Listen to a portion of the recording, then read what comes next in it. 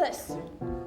The rush and adrenaline of a first dress or an opening night, it's something that is rare, specific, precious, and it fuels my desire to do the next show.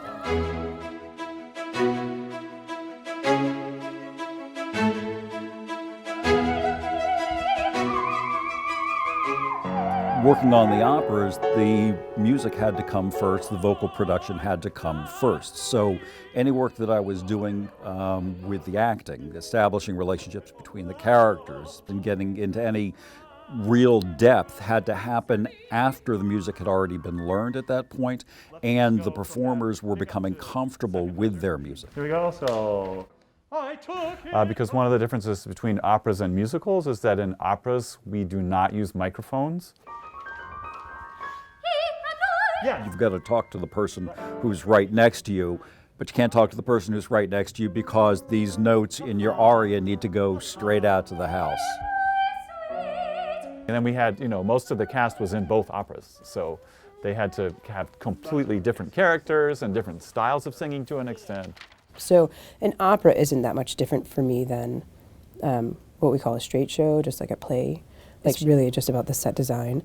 Basically, I engineer the scenery. So the set designer designs the outside, and I get to design the inside. Describing the circle. Okay. So we get to choose the framing materials. My two student ATDs did hand draftings of the most complicated scenic units, which were those flats that were in forced perspective. 1, 2, 3. Watch that middle right there. I've been mainly involved in building the set, and it has been amazing.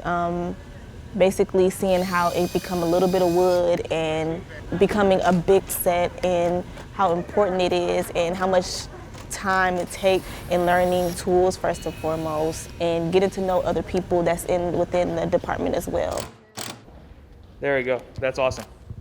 Over the past 4 years here at this university, I've been able to go from the ground zero of having an idea how the play should look or how the piece should look and transform it with lighting using your different crews.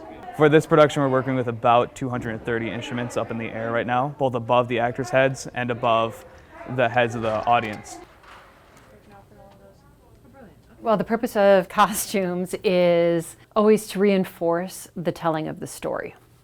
So the costumes put us in the time and place. I will draw a makeup work chart for all of the actors, and I will design the makeup. So get rid of the front flap, finish off the neck hole edges. She pulled, set, styled, and often even applied the wigs to the performers. Oh, that fits much better now. Yeah. I very much enjoy the theater department. I love working with Tracey. I love working with some of my other professors.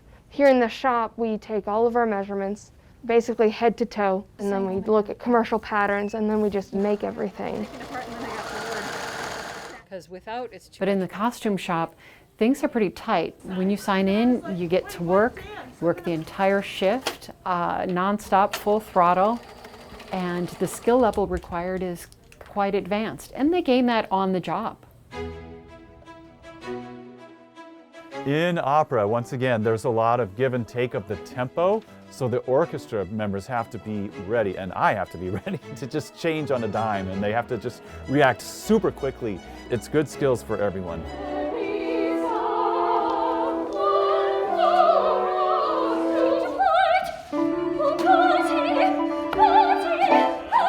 You have a beautiful wife. What cheek, what impudence, what nerve! Oh, heavens! The beast! I must run down and catch them in the act.